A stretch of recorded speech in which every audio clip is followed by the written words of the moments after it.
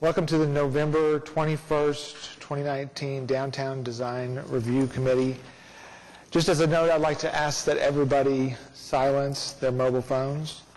And first item on the agenda is roll call. Anthony Black. Here. Corey Bates. Present. Gary Jones. Here. Julie Kriegel. Present. Deborah Richards. Here. Mariana Sodora. Present. And Rosie Trujillo. Here. You have a quorum. Thank you. Second item on the agenda is approval of the minutes. The minutes are in your packet. I move that we approve the minutes. Second. That is a Kriegel-Bates motion. All in favor? Aye. Any opposed? Motion carries. Item number 3 is cases withdrawn. We have 2 cases that are withdrawn, DTCA 19-00107 and DTCA 19-00128. Item number 4 is continuance requests. There are none. Item 5 is the consent docket. There are no items on it. And item 6 is cases for individual consideration. And item A is DTCA 19-00090 at 1000 North Classen Boulevard. Is the applicant present?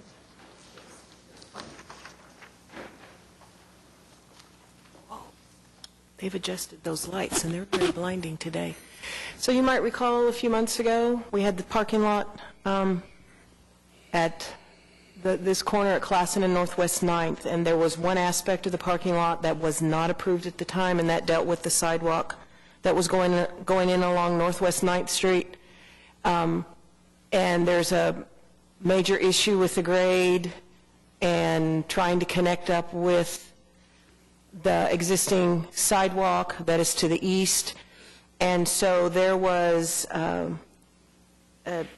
request from the committee that they look at moving the sidewalk up slope, so to speak, up toward the property line. And so the applicant has provided you with 2 options. We have option A, which has it down at the curb. The issue with allowing it to be adjacent to the street is that it can exceed the maximum slope because it is matching the slope of the existing street. And if I misspeak, I'm sure he'll correct me when he talks. And so this one shows what will have to happen down at this end to connect up to the sidewalk coming out of the parking lot, and the switchbacks, which will require retaining walls and railings. And then they also provided the second option, which gets it up closer to the property line. It kind of splits the difference between the curb and the property line, but this option will require switchbacks on both sides of the drive, and retaining walls on both sides of the drives and railings on both sides of the drive. So the applicant is here to discuss this with you, and if you have any questions for staff, I'm here to answer those. Do we have any questions for staff? So the original submittal 2 months ago didn't have any ramps. Correct. So can we talk about what's changed since then? I believe they have their final topo work was done, their final survey work, so they have accurate elevations. They know what the grade was. At the time, they thought it was about 7%, and it's 8.5%. So, but they could probably speak your same language if I allow him. I mean, I'll be happy to try to answer your question, but I think he's could do that. So the initial submittal, we had based that design off of the Oklahoma City 2-foot contour data. We wanted to clear the first hurdle with this committee before investing in the full topographic survey.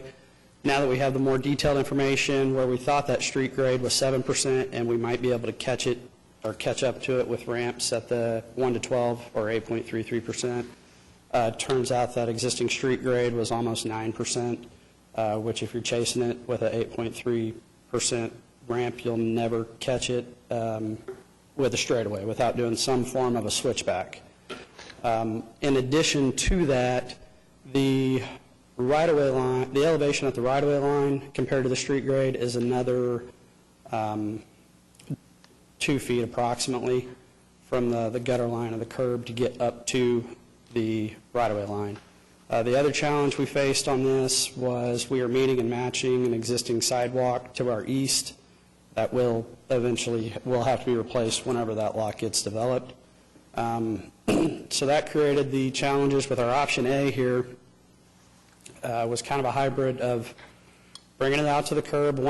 The first one we did was what you had asked for, out by the right-of-way, and it resulted in the switchbacks that you see on option B. So if you want to show that one. While they're doing that, would you go ahead and state your name for the record? Oh, apologize. Alec Bass, Wallace Engineering, 410 North Walnut, representing the application. So that was going to require pretty substantial retaining walls in the right-of-way to construct that. We've got to get revocable permit approval from Public Works as well to do all that, with the understanding that someday it could get ripped out if they need to do a utility improvement. And then, so we prepared that one, and then we went back to the option A is our preferred option, which is a hybrid. The code does allow for us to meet and match the existing grade along the street, which is really common. If you look at all the hills in the downtown area, sidewalk grade is matching the street grade, and then they level out where they cross driveways or come up to doors. Then we had to include the switchbacks on the east side to overcome the 18 inches, I believe it was, that we had to get up to match that existing sidewalk and to get accessible path up to our parking lot. In our conversations with Oklahoma City Permitting Office on the 8th floor, they even volunteered that their code would allow them to match the existing grade, have a sidewalk back by the right-of-way line that exceeds the 1 to 12 without handrails.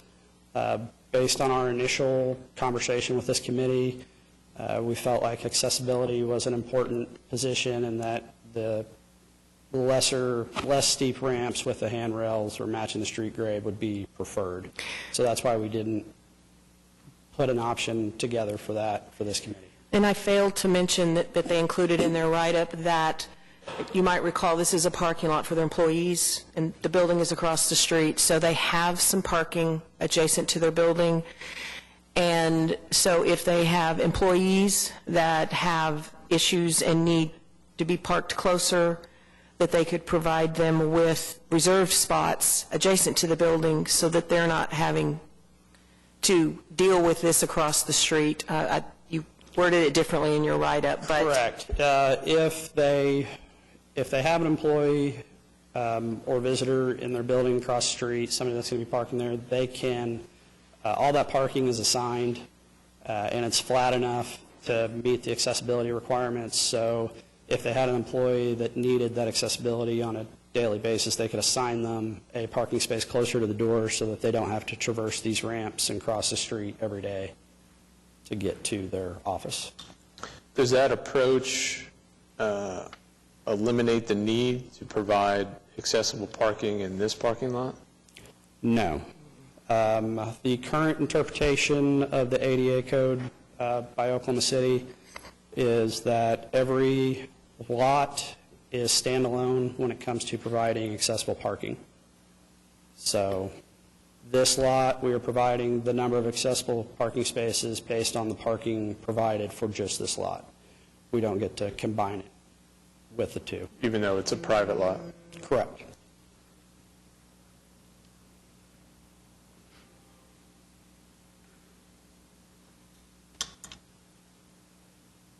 I don't think I was here for the other meetings, so I'm not sure exactly what the direction was, but my initial kind of thought when seeing this is that I like option A, except I don't think the sidewalk should be directly against the street, and I'm wondering if you can be moved,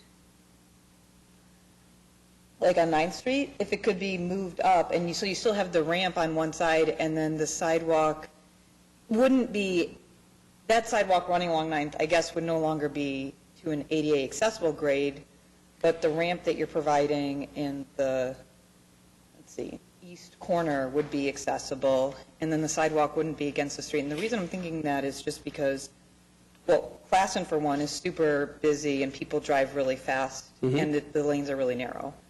And I'm just thinking, maybe 9th isn't as bad, but it might be nice for people walking to have like a little bit of buffer between the street and the sidewalk. Yeah, the problem is if it's pulled away from the curb, they're only exempt from having to meet the maximum slope and cross if they are adjacent to the curb. So if they pull it back away from the curb, then that's blown out of the water. Directly on the curb? We have to abut the back of curb. As soon as we detach from the curb, that's why that option B had the switchbacks in there. And like I said, the one plan reviewer that told me about being able to match grade, I would question, that would create a lot of issues with the inspectors during construction, and we'd probably talk to a different person who'd have a different interpretation. Right, because matching grade, right, makes sense. Like, how, you can't have the whole city accessible if there's hills in it. So, but we also want, pedestrians to be safe walking against a busy street. Yeah, well, the sidewalk on 9th is proposed to be at 6 feet. Correct. It would be wider. It would be a 6-foot That sidewalk. acknowledges that you need, even though you can't technically have a buffer strip, you have to have a little bit more width. So they get additional width so that they can be further back from the curb, and the intent is for them to go down to the ramp and the crosswalk and cross at the stop sign. Whether anybody will actually do that. I guess if this is the best option the city allows, then. I agree. I think what's required is silly, because you're saying the sidewalk can slope steeper if someone in a wheelchair is right next to the street, which sounds counterintuitive to me. So it's an evolving guideline of how it's interpreted and enforced. And Oklahoma City offers a 6-hour course twice a year at OCCC if anybody wants to go sit through it and learn about the ADA code and get your certification card.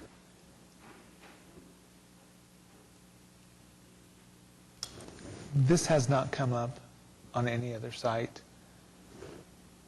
I would think that we would be having the same conversation in some case where it has been creatively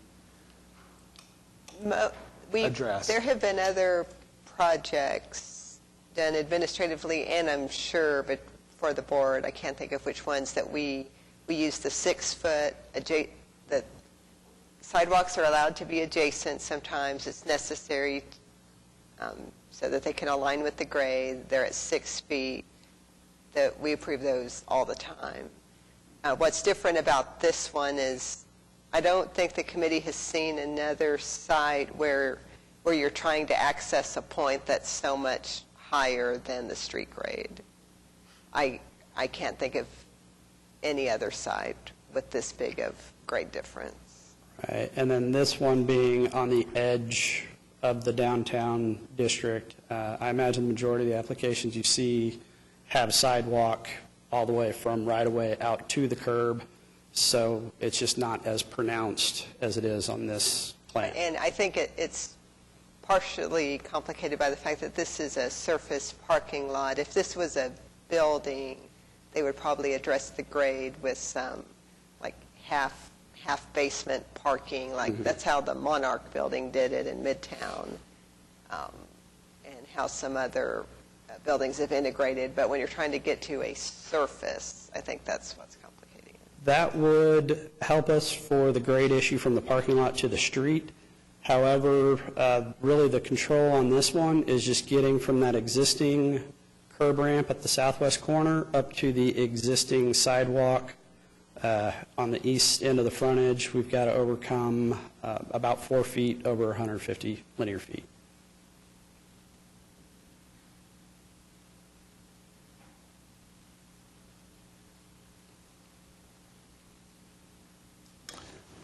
Do we have any other questions for the applicant?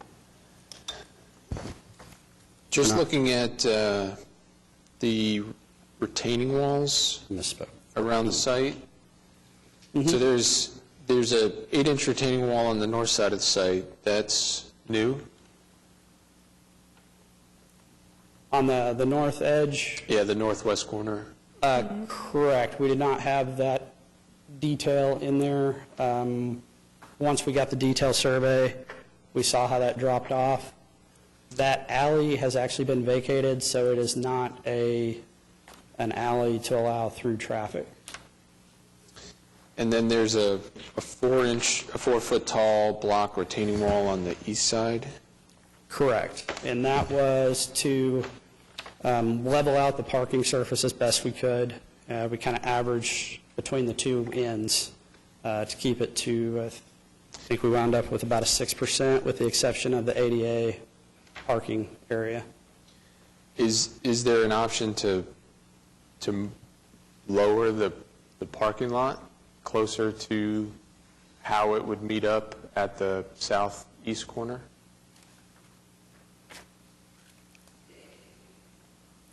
Okay, if we went into that, anything you lower, the east retaining wall just gets higher, which I'd have to go back and look at the original plan to see what was already approved, if we showed a wall up there or not.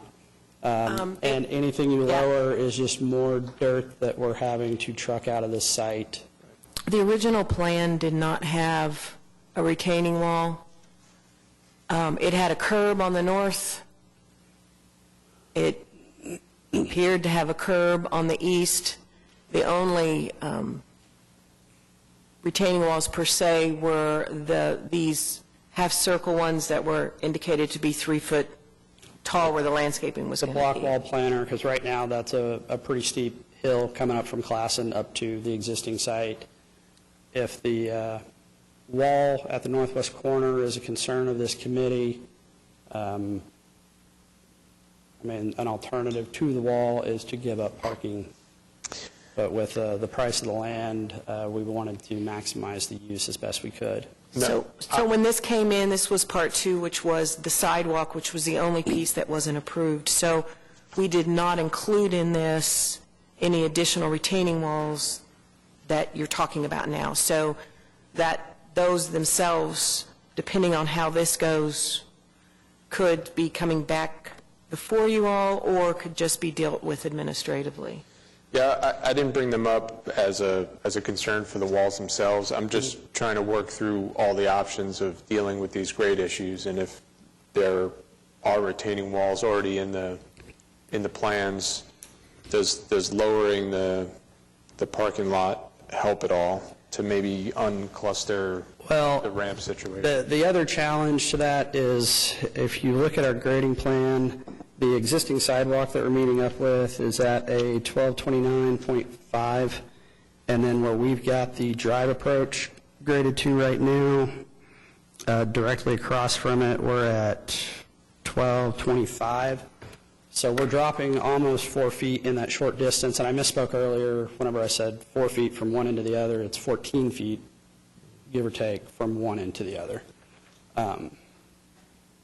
So really, any more we push down compounds the complexity of what we've already got going on the east side there.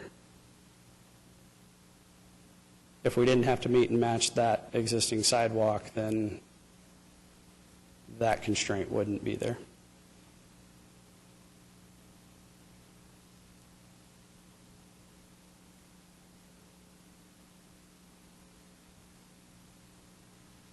Seems like which one's the least the two evils? Exactly what I thought in my head just now.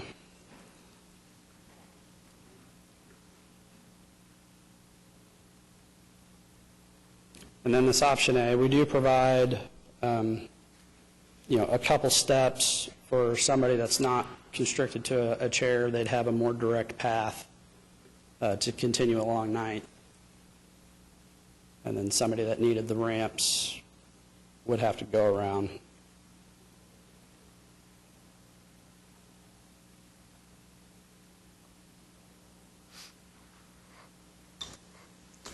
So, personally, I probably would lean towards option A then.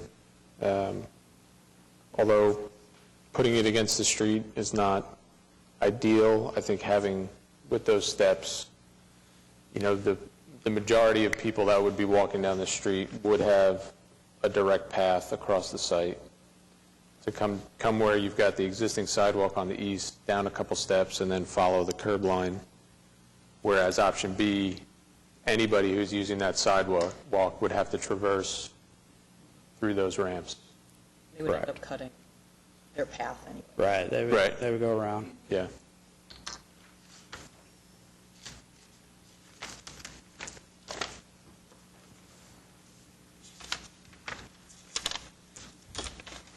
Do we have any other comments for the applicant?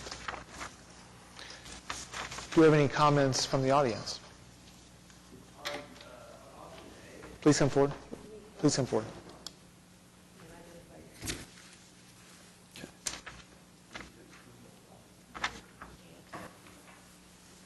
I'm Would you Tim mind Nix stating your from name Clever. for the record, please? Tim Nix from Clever. Thank you. I'm one of the owners of the property. Okay. On option A, what if you widened the side, I know it would cost me more, but what if you widened the sidewalk a little bit? So it's right against the street, so where it comes down, you just kind of made it a thicker sidewalk. I don't think there's any issue with widening the sidewalk. Correct, yeah, the 6 foot is a minimum. Okay. I mean, you start getting into your Well, does that address any of your grade. concerns?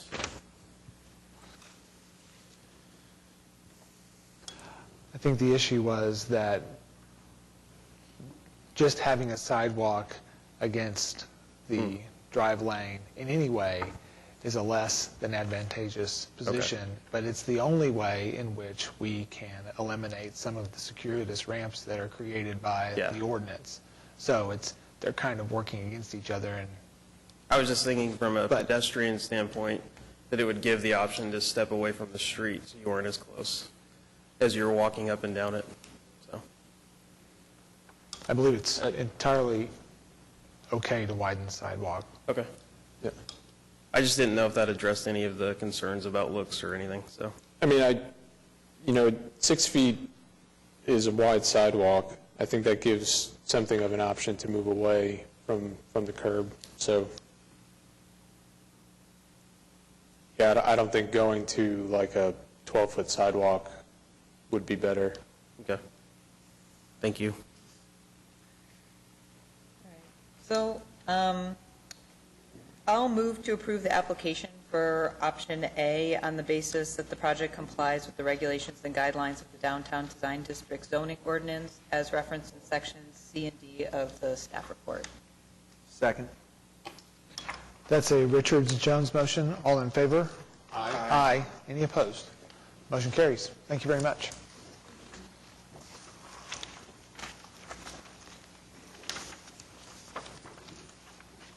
Item B is DTCA 19-00095 at 321 Northwest 8th Street. Is the applicant present? No. Let's push that one to the end, and we'll go to item C, which is DTCA 19-00120 at 15 North Robinson Avenue. Is the applicant present? I will be recusing myself. Okay. And the applicant is here. So this is a request, you guys have probably been hearing about this project. This particular one at this time is a request to demolish the old police station in the old municipal courts building. No, we're on this Did I move it? we're on the Colcord. balconies. Oh, I'm sorry. I apologize.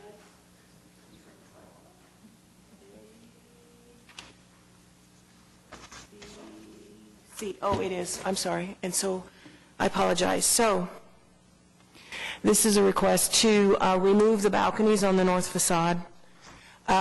We included some information, some research on the building, which to me was very fascinating, if you didn't know it, about it being the first concrete structure. And it is on the National Register. It previously had tax credit projects. This is not, I repeat, this is not a tax credit project. So they don't have to go through any other entity other than you all to get this project approved. There was a structural engineer's report that was provided that spoke to several things. which we included for your reference, and the contractor is here that could answer any questions you have about that. In the guidelines that we included from we have the rehabilitation guidelines we have, there were several that we referenced. And the intent, one of the things I'll just reference, the intent of the design ordinance is to retain character-defining features and historic and architectural resources, and to ensure those features are preserved. And that is one of the reasons why staff required this to come before you, and also did the research that we did to provide you the documentation for why is this building important to the city of Oklahoma City. Staff discusses in here about, being able to remove them to do the repairs they need, but then reconstruct them possibly and put them back on so you still have the same appearance. Yes, it's on the north facade, which is the alley, and let me get to some of those pictures. It's kind of interesting. I came to it from the west, kind of walking through that pedestrian park that was approved a few years ago. If you haven't walked through there, we've got murals to look at and everything. So they have done an excellent job of protecting people. As you can see, they have all kinds of some plywood out and covers out. So you can see that the bottom of all of them is concrete, and as they reference, it has started spalling. There was a chunk, I believe, that fell off the 9th floor, which is what started this whole thing. So it is only found on this facade of the building, as you can see, goes up the side. They were probably fire escape balconies, which is what, when I called SHPO just to get some information, they said this was typical of buildings that were built in this era.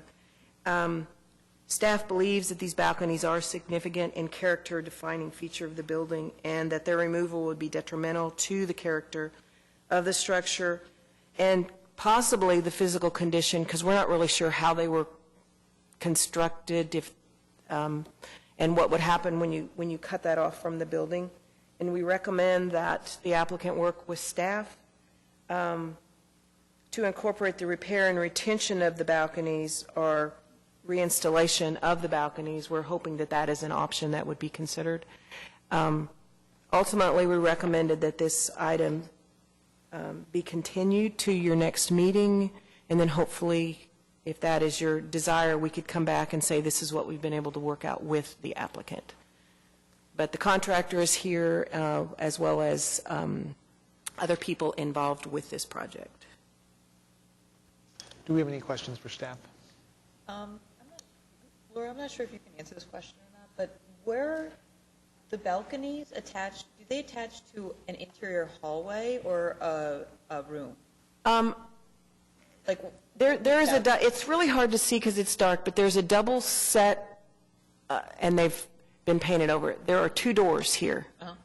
And I don't know if this was originally built as an office building, and I'm not sure if it was a hallway at the time that it opened onto, and then when it was converted to the hotel, I don't know if that's at the point. They're walled in on the inside. You can't get to the doors, it's my understanding, any longer. So it's been like that for a while. Well, yeah, because I don't know what year it was converted to the hotel, but I'm assuming that's probably at the time that happened, when they had to make the interior work for the change of use. They might be able to answer that. Blaine Thompson with Colcord Hotel, 15 North Robinson. The original intent in 1910 was a fire escape. There is a old, very narrow spiral staircase, somewhat spirals, that goes up through that area. 2005, when it was converted to a hotel or purchased and the office building shut down, there was a wall built to create a corridor that blocks that off completely from the public. There is only one area of access to that, which we have blocked off as well. And so those have not been seen except by a few pigeons coming in from one of the areas in one of the doors that had to be resealed since 2005.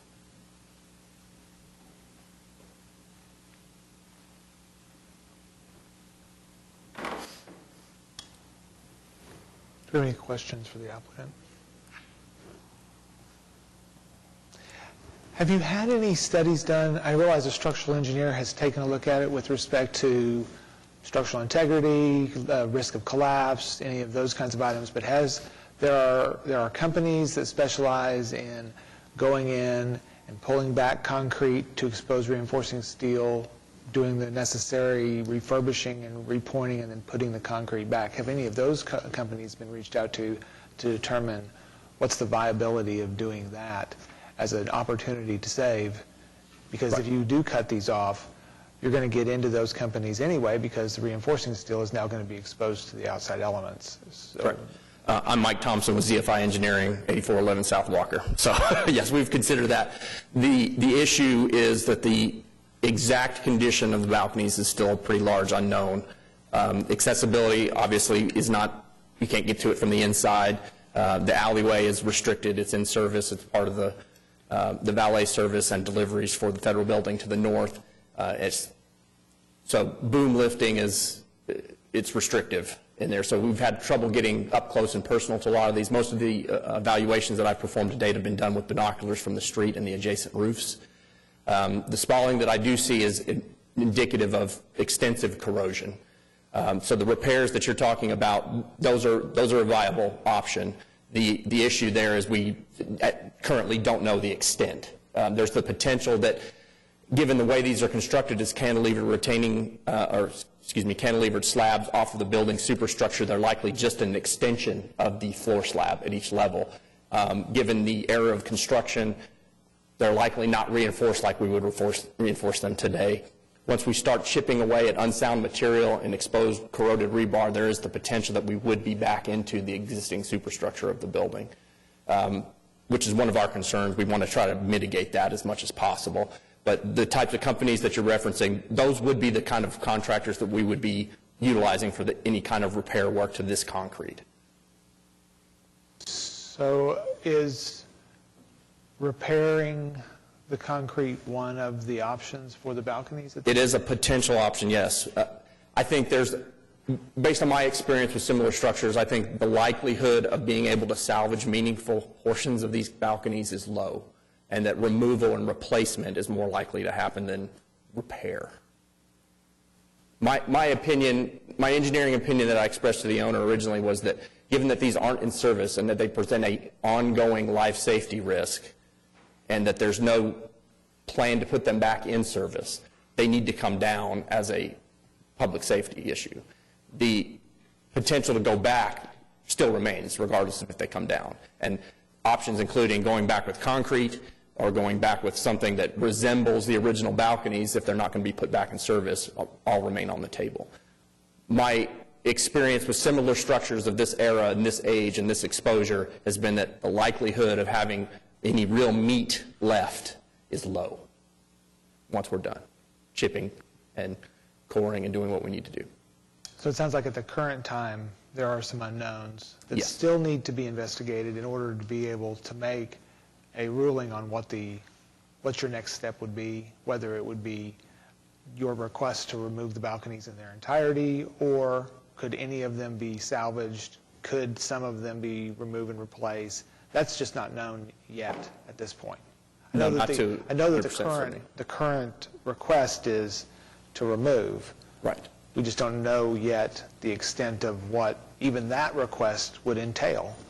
Correct. A removal scheme, if you're the first option for removal and not going back with anything else, the removal we would take the concrete back to superstructure if possible, and then allow masonry infill to basically patch the holes and match the adjacent areas. We would also take the steps of doing things like addressing the waterproofing concerns that would be created by changing this condition, penetrating corrosion inhibitors into the concrete to mitigate corrosion, and then infilling the openings as well so that there's no potential anybody walking out into air in the future from the door that's been taken out of service.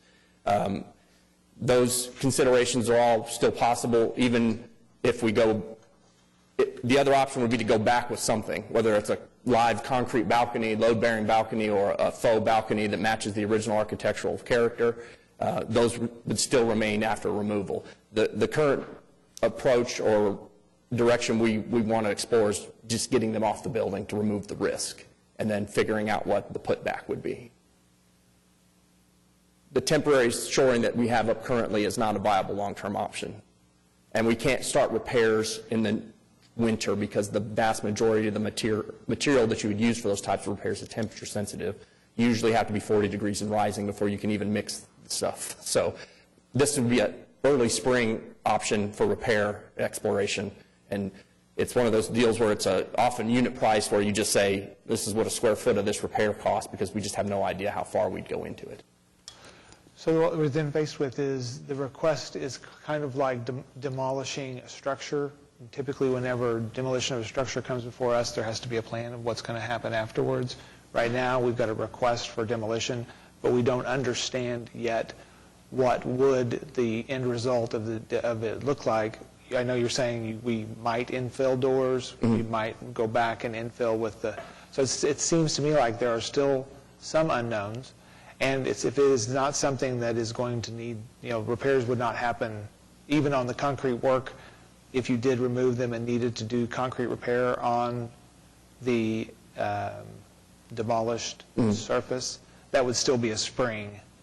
If we took steps to remove in the immediate future, we would do temporary means to make sure that the building remained watertight, and we'd have a better idea on what we were into to develop the final approach.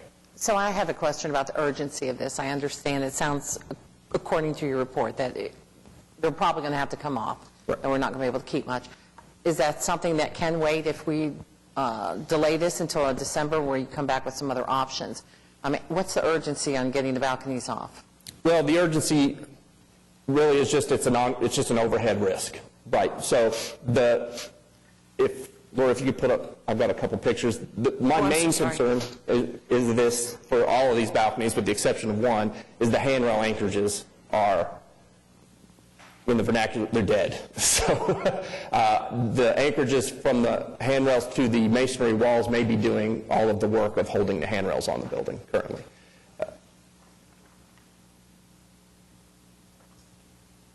But removal of the handrail, but that's led to corrosion and spalling along the edges, and that's where the debris potential is, in my opinion. The main debris potential is around the edges. It starts at the anchorages, but it's progressed around the edges of these as well. All right, thank you.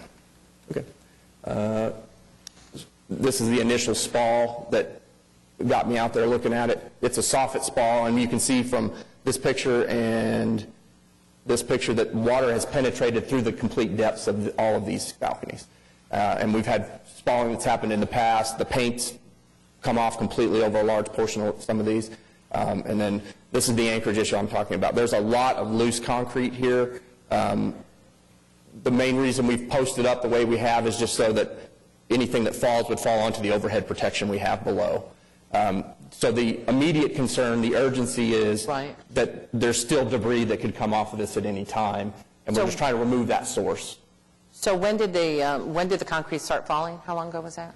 It's happened over the life of the structure, but the large chunk that initiated this was after a storm in, I believe it was October, early October. Okay. It was large chunks of debris were noticed on the street in the alleyway, and then when I did my follow-up visit, you can see this is the balcony below this is the 8th floor balcony, and there's large pieces of debris on this balcony from overhead.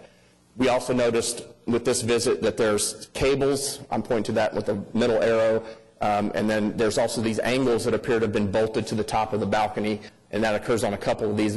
They appear to be attempts to stabilize the balcony from some point in the past, which adds to my concern. I don't believe there's a full balcony collapse potential from what I can tell today, but this kind of raises the hairs on the back of my neck a little bit that somebody thought that was a problem at one point in the past. So, and the fact that they appear to have utilized the handrails as part of this stabilization attempt really makes me uncomfortable because, as I said, these anchor zones for these handrails are just not performing well at all. So my engineering opinion is, from a life safety standpoint, is I want to remove the risk as soon as possible and then figure out what the putback is. And the removal process will kind of illuminate maybe how far we have to take some things into the superstructure as well. Well, so I have a question for staff, because, I mean, the application is remove the balconies.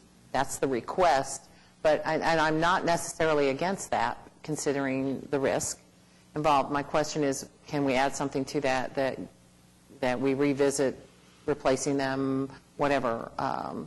Can we add that to a motion?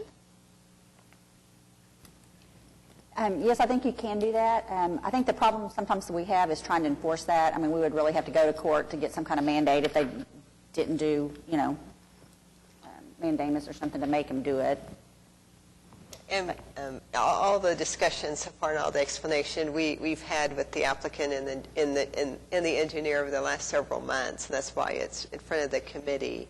How do you weigh what the real danger is, what the perceived danger is? How do you weigh what the historic significance is versus the life safety and architectural integrity? There's so many dimensions on what appears to be such a small thing. I think staff's main concern, I think we are good with replacing the balconies. Just so far there hasn't been an assurance of how that's going to be documented, how it's going to be reattached. I mean, none of that is clear. And there was some internal discussion that replacing them and maybe not even have the concrete horizontal surface so that Maybe a they don't metal have this plate. problem in the future. That would be my recommendation. If we went back to replace the historical character and maintain the historical character, is that it would be done with non-corrosive materials that would be fabricated and erected to mimic the look that was originally there, but we would not have concrete that would deteriorate. And right now, we don't have any drawings of what that will look like. And I agree with Susan. We did want to tie them all together to ensure that it happens. It seems like your main concern is to address the safety risk. Yes. And that's the question that's before us today. If we were to say that the issue of removing the balcony, that we don't, if the position of the board was that if we were to remove, or the committee was if we were to remove the balconies, it would be contingent upon having a solution coordinated with, that's been worked out with staff in advance of them actually coming off the building. Okay. Could that be a part of our motion, that it's removal, we take no exception to removal of the balconies contingent upon the Development, solution solution for being replacement. agreed to with staff in advance of the actual demolition occurring? Because if we make it in advance of the actual demolition occurring, that then will allow you to say it's important that we find a solution and get it agreed upon, because health, safety, and welfare is the primary focus. Okay. I think that's Well, I mean, that's in the event. If I could say one thing, that, all of that, what happens after they come down, I will certainly leave up to, ownership and engineers, but immediately, as an operator, I'm saying that they need to come down for the safety of that area. We have continuously found larger than silver dollar chunks of concrete on top of cars, which we no longer park in that area. But there is construction going on at the federal building across the street or across the alleyway. And we have limited our access, but their access has increased, and there is not a viable solution to keep them out of that alleyway. We have taken the steps of securing to ensure that debris falling is covered and that they are secured while we work through this process. However, that has created an additional concern. If you'll go back to a couple pictures and show what I would consider the scaffolding going all the way up and down, where that pedestrian bridge or walk-through that you often see on construction sites, that is an area of the hotel. It is the only area to really go out and smoke and be protected. So when people go out there, we have found children out there who are playing on that. Now, my fear is if we're not watching that 24 hours a day, and someone loses sight of their child going up there. We have done our best to watch that, and we understand that concern, but these need to come down before a child or other transient this time of year, the traffic increases downtown, and that is that's a draw because it has protections from the elements right now, from transient traffic downtown. And so for the long-term solution as we work through it, I understand that process, but my opinion is they need to immediately come down. Mike, do you have drawings of the balconies? Just some rough sketches we put together to help determine some, the shoring I was going to approach, but- suggest as part of a condition of removal and deferring the replacement solution that we either salvage, we salvage one of them because we Right. don't have any we staff at least, that we don't have any documentation of what is there. So we can do some as-builting if necessary so that we can get back to what we had. And I guess my question too would be, okay, so if you took them down completely and never put them back up, what would the solution be for how you're going to treat that wall? I mean, we see the double doors, like would those become windows or you just fill them in? I'm just curious, those are also not, quite frankly, not so great looking, and it's already been a change to what the original building was, right? Or are those original doors there? Those are the original doors that fed the fire escape that the balcony used to serve. So the current concept, but as you mentioned, they've been walled off from the interior, so no one knows there are doors there from the interior. The kind of schematic thought right now for that is those would be infilled with masonry, new walls on the interior, permanently infill those openings to match the existing adjacent veneer. Where the concrete gets into the existing building slab, the preferred approach would be to take that back enough that you would get into the wall cavity so that you could then bypass it with additional masonry and make it look like they were never there. So that you would see obviously abandoned openings, but you wouldn't know there was a balcony there necessarily. I guess maybe, other people might have a different opinion on this, but I wonder about putting a balcony back that is totally inaccessible in any way. But, there's and although the fire escapes are just a remnant from historic sort of code issues and trying to deal with fire safety, they still provide some kind of look and feeling of that era. But and so in the whatever you propose to put back here, I would personally be open to even not putting the balconies, but also not totally covering up the fact that there was ever a fire escape there. Mm-hmm. So, maybe everybody else wants to see the balconies, but it might be interesting, the way that the brickwork is put back, or if you put windows there instead, or something that sort of talks to the nature of, how buildings were built in the past and the evolution of them, but doesn't just totally hide that. Or if, or if the majority of people think that the balcony should go back, obviously we'll still see that, but I don't know, just a general comment. I think all these things go to, if that is the direction of the committee, that the balconies are allowed to come off, that there needs to be a solution that is vetted with staff that addresses the aesthetic of the outside of the building. And I agree completely. I can see this going a very simple way, and I can see it going a more traditional way, and both of them being extremely successful. I think staff has the ability to guide you in what that final appearance would be, but in the absence of it, we run the risk of no one understanding what the end result would be, and maybe it not being what the expectations would have been. So, okay. Any other questions?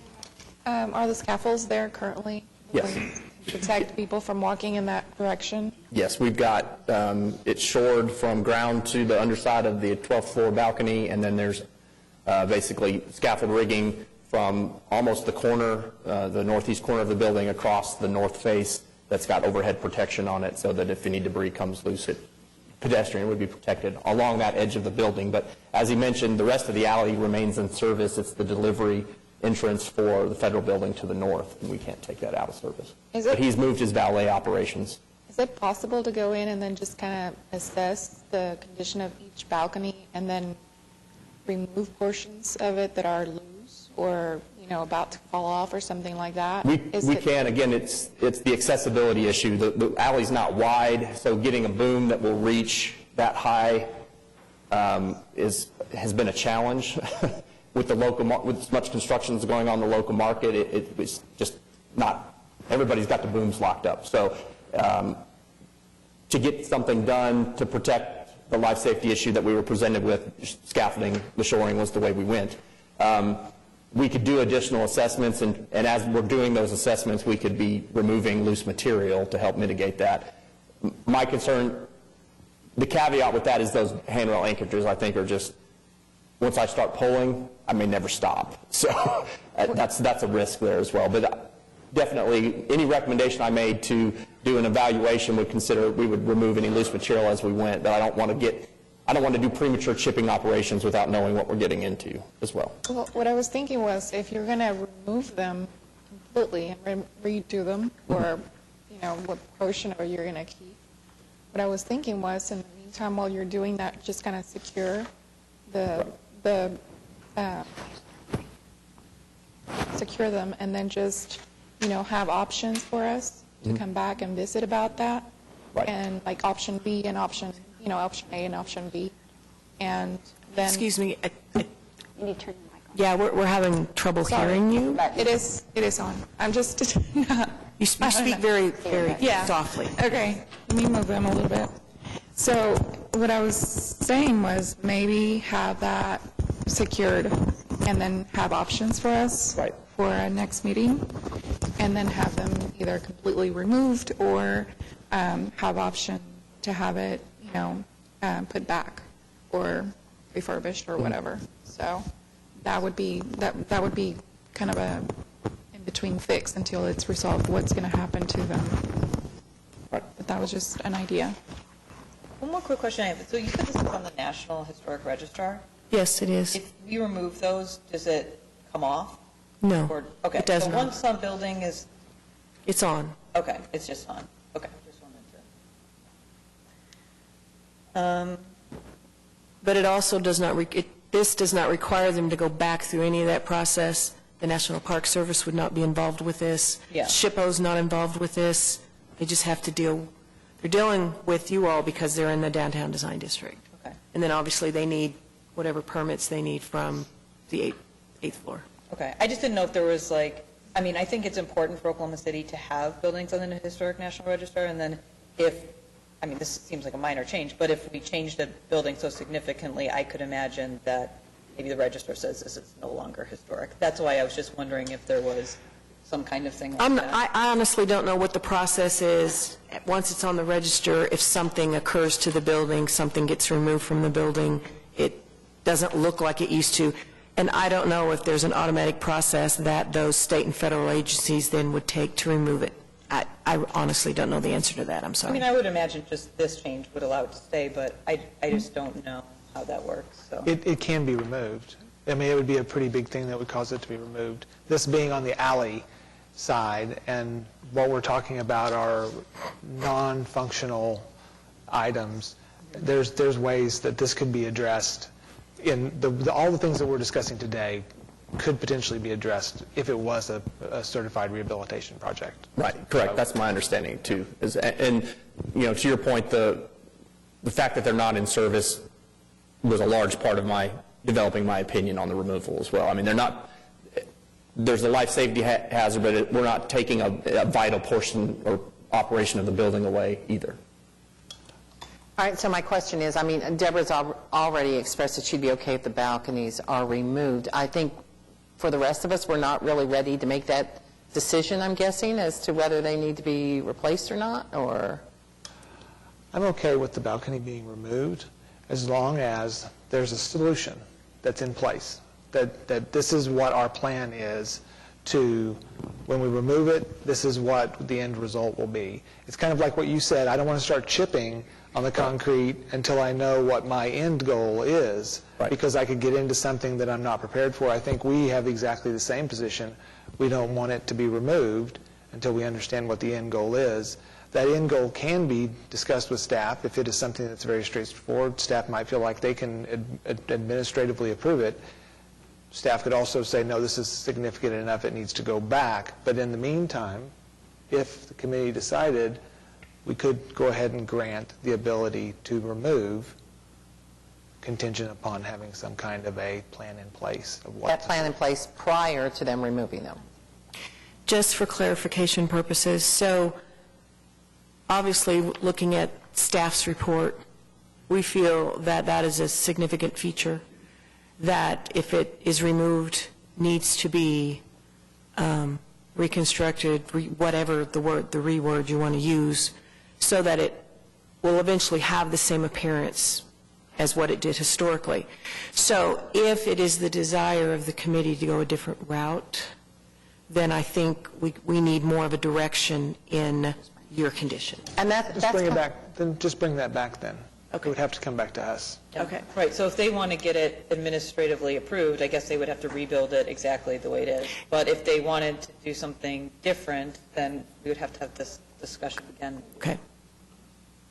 So if I'm understanding correctly, then if we develop approaches for a replacement, is removal and not replacement still an option that you would consider, or is it only replacement at this point? I think removal and no replacement at all is still not, that plan is not flushed out in what's So we should continue to develop that as well? If that was the plan that you were going to pursue, then it would need to be, this is what we will see at the very end, and then it would need to come back. Okay. So how quickly can that be done as far as bringing options to the staff? We would probably need to retain an architectural consultant to help with the development of some of those details, especially with the handrail and treatments to get the architectural finish on a faux approach, so to speak. That's a little outside my wheelhouse, but arguably the development of a schematic approach of what we're going to do, I think it can be done in a timeline to either make December or January. The issue with that is we need everything by next Tuesday to make the So December not by meeting, next so that's the Tuesday, problem. right. So we're probably looking at our lead first of time. 2020 before we have anything ready. But if it's identical, I'm okay with staff approval. I mean, if you guys want to, I think that's why if it just was identical, then I think even staff wouldn't have brought it up anyways, right? We actually had, that was part of the original discussion, that internally staff felt comfortable if they were going to remove them and then reconstruct them in some way. We were actually talking about doing it administratively, because the before and after were going to basically be the same, even though the material was going to change. And so the issue was with totally removing them and not replacing them, we're like, no, that's got to go to committee.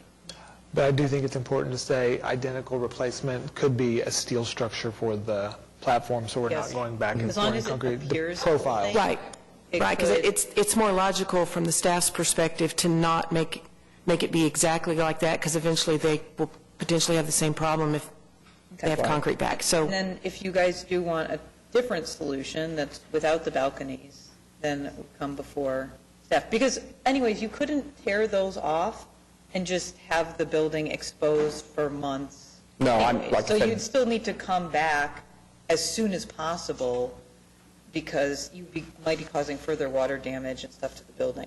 Correct. So the staff's recommendation as far, that covers everything that we're discussing here, correct? No. Or maybe not. and I'll reread Demolish it now. that. You're talking about the end of that paragraph where we talk about staff recommends the applicant work with staff to incorporate the repair and retention of the balconies, and retention might, I don't know if we need to clarify that word, or reinstallation of balconies that replicate the existing feature. I'm not reading what you're reading. Oh. Where are you? I'm sorry, the paragraph before staff recommendation. Oh, got it. That part of the discussion, and so that could potentially become, if you desire to include that condition, and that heads toward, they work with staff and they do this and it becomes, we're good, or if they want to not replace them, then it has to come back to you, which is kind of the discussion I've heard so far. Correct. So in that case, it would not be continued. It would be a recommendation of. Correct. And then. Okay, for that last paragraph. So I want to make a motion. Is there anybody in the audience that wants to speak to this other? Okay.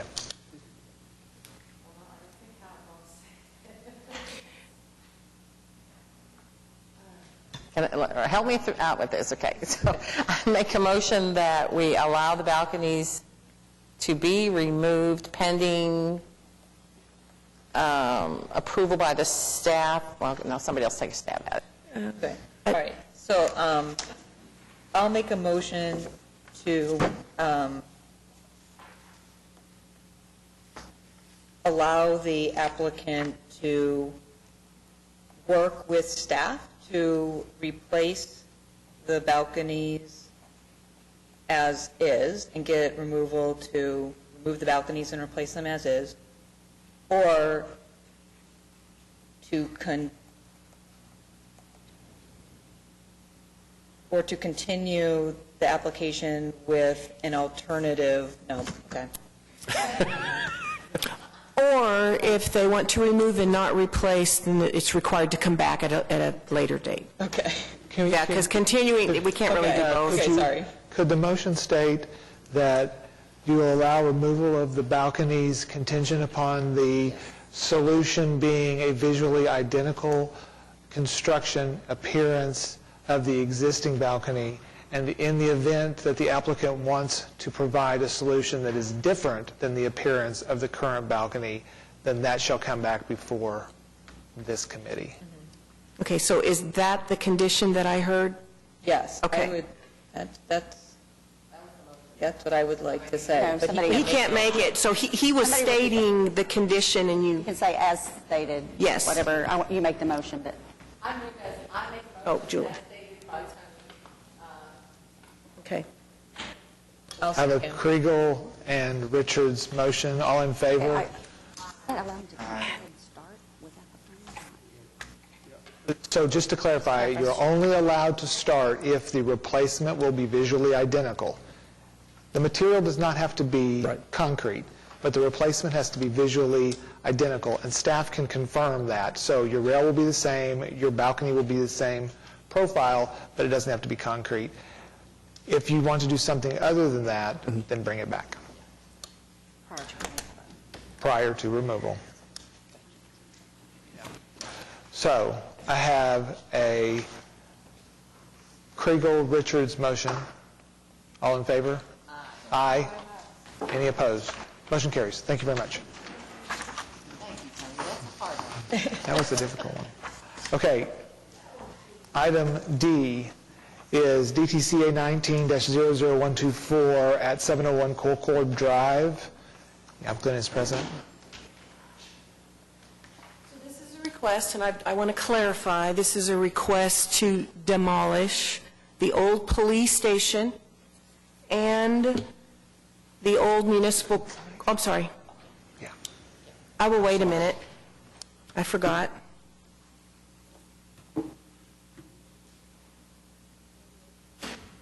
Thanks for remembering that.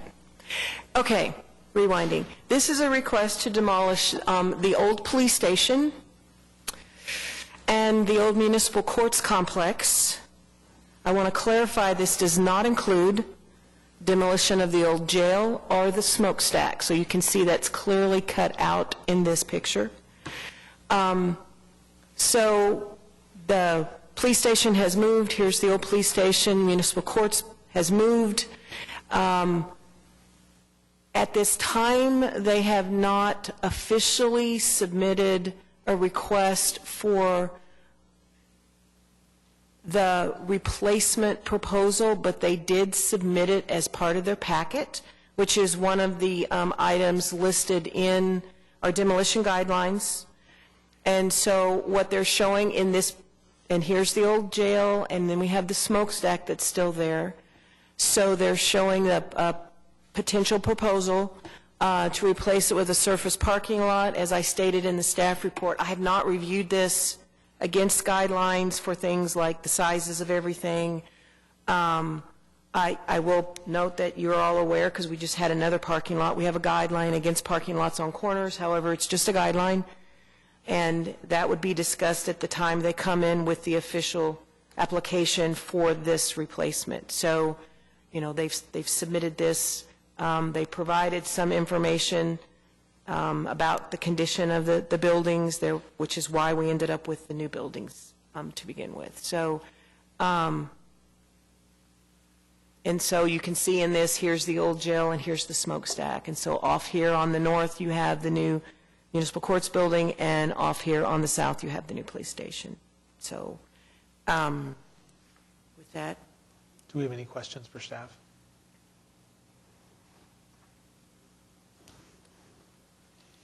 Would the applicant like to make any Just kind up of here in statement? case there's any questions. Okay. Sorry. And so this drawing is the one that shows actually all the work that they're going to do. Do we have any questions for the applicant?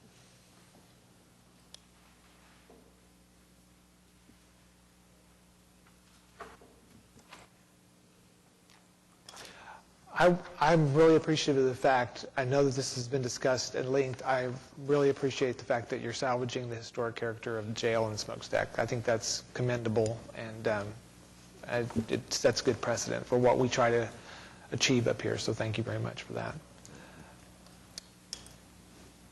I'll make a motion that we approve the application on the basis that the... Do we have any questions from the audience? Yeah, I was just going to... Jared Ford, 100 North Broadway. I'm here on behalf of the Oklahoma City Police Association.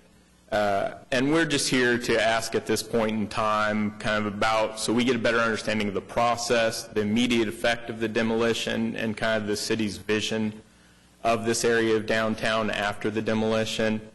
First to start, as for the process, I guess it's my understanding from reading the staff report that the city will be coming back before the Downtown Design Review Committee when they pitch this plan of the surface lot, and at that time, this committee will hold the city to the similar standard of, you know, the most efficient use, encouragement of mixed use for the property, because at this time it is let's say, a lesser use of the property, it being a surface lot. I think it's safe to say that. Are those assumptions? Well, what I'll say is a surface parking lot is a permitted use in the downtown design district. And so what they'll be evaluating is what is being presented to them at that time, which if it is like what they've shown us here is a surface parking lot.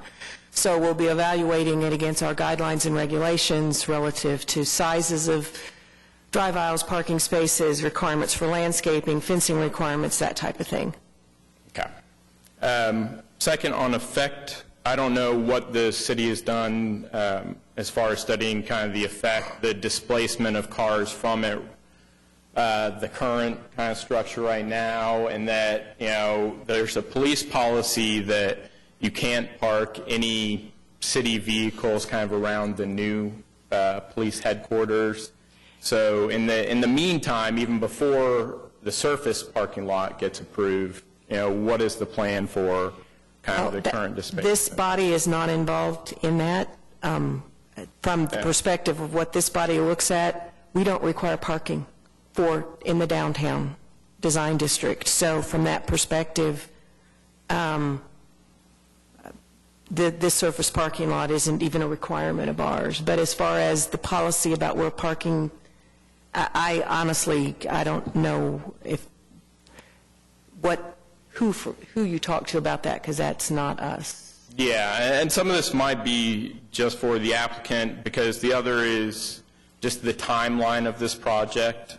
You know, I know we're talking about demolition now, but then even coming back before the Downtown Design Review Committee, and then the construction of the surface lot, the availability of the surface lot. Has there been any discussion when they came before the staff of the timeline of the city's plan or anything like that? No, because that wasn't information that I needed, since they weren't coming forward right now with the parking lot. So that will all be discussed at a later stage? Right, or obviously you could discuss it with them. And then just the last with this change, we're just kind of trying to gather the city's vision for this part of downtown. And maybe the city can answer is it going to be more government, more retail? What is the intention in building this surface lot as far as the future of this portion of downtown? Well, from our perspective, we're evaluating what they gave us, and as I said, a surface parking lot is permitted, so I guess you could speak to the applicants about future and what projects they might be coming forward, because we just review the projects as they come in. Okay. Would the applicant be able to make a statement as to any of that right now? Just as the city's vision, kind of on the record, I'm just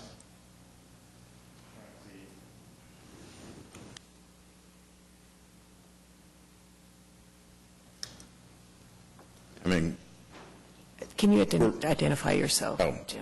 Thanks. Jim Llewellyn, Oklahoma City Public Works Department. When we built the police headquarters, the new police headquarters and new municipal courts buildings, those were both constructed on existing parking lots. There was a net loss of, I think it was around 300 parking spaces. It was always part of the master plan to demolish these buildings and put a surface parking lot there to try to replace those spaces. Most of those spaces in the past were used by court staff and police department. This parking lot will primarily be... Just for the record, I don't think this is really appropriate to talk about. I don't know that he can represent what the city's intent is. Also, there's some litigation that's ongoing, and I would rather not discuss that part of it. Works for me. Okay. Thank you. Is there any other question? Any other questions for the applicant? Motion, approve the application on the basis that the project complies with the regulations and guidelines of the Downtown Design District zoning ordinances referenced in section C and D of the staff report. There's a Jones-Kriegel motion. All in favor? Aye. Any opposed? Motion carries. So item B, I guess, is, are we going to... I don't know why they're not here. I made it very clear. I met with them the day after the last meeting that he didn't attend, that his attendance is necessary. He did resubmit some information, which I included, which I think makes the project potentially better. I hesitate without him being here in case you guys have questions, because a lot of this is going to be installation concerns, maintenance concerns, that type of thing. There is one piece of this that I don't have a problem going forward with, which is removing the gravel surface in the patio area and replacing with concrete. However, it is up to you if you feel, since they're not here, that you would prefer not to take action and that we continue it again. Does the committee have a preference on how we... Or we can discuss, I mean, it's whatever you want to do. I did have questions, mostly around the concrete block, sort of low walls that they were going to install in front of the canopy. Which is in this area. Originally, they were supposed to put metal, and they ended up putting these little boards that rotted and didn't work. Yeah, personally, I wouldn't feel comfortable voting on this wholesale without them here. So I don't see any reason to pick it apart and instead just wait for them to show up. Okay. I'll move to continue this item to the November 19th, 2019 To meeting. December? Oh, today is, Today. wait. Oh, December 19th, 2019. Sorry. Yes. Because essentially we have everything, so I would say, What month is this? yeah. Second. It's a Bates-Jones motion. All in favor? Aye. Any opposed? Thank you. Motion carries. Thank you. In your report, under item 7 is other business, and there's none. In your report, under communication, there are several items. Are there any comments or on any of those items? Okay. Item, and that is communications A under administrative approval report. Under B, we have an item under Board of Adjustments, and under C, we have an item on City Council. Do we need to take any action on any of those items? No action? Yeah, sorry, I was looking for my... Unless there's There it is. a specific comment, then no action needs to be taken on those. No, we're just reporting. Okay. Reporting these to you so that you know, other than, and I think I've, oh, I'm sorry, Corey, I told you were reappointed. It was Tony and Gary, I'm sorry. They're still on the fence about me? Pardon? Yeah, I'm so sorry. But no, we're just reporting out things you might be interested in. Okay. Do we have any comments from Planning Department staff? Yes, we do. So you all should have gotten a save the date. Okay, and just as a reminder, I'm trying to remember, most of you have been to this, the training that Lisa puts together and does a fantastic job. And so make sure you've got that saved, respond to it. I hope all of you can attend. And learn. So we all learn that day. Do we have any comments from the committee? Oh, and we do have a meeting in December. Obviously, you continue, but we already had items on the agenda for December. If there are no comments from the committee, our next meeting date is December 19th, 2019, and we are adjourned. So we are going to need 6 people at a minimum in December because we have a conflict with 2 members on one of the cases. What's the date? The date is December the, Paula Jo. Is it 19? 16? Is that what you said? December the 19th. And we will once again have a meeting at 9 o'clock right before it. We always do on November, December. And then there'll be the MAPS 3 meeting after us at 11. So, but once we're here, we meet until we're finished with all of our items. So please check your calendars, because if we don't have 6 people, we either have an item that won't be acted upon, or we'll try and schedule a special meeting, which this time of the year is almost impossible to make work, but we'll try. So I'll send out an email probably tomorrow just to see what your calendars look like. Okay. Thank you. We're adjourned.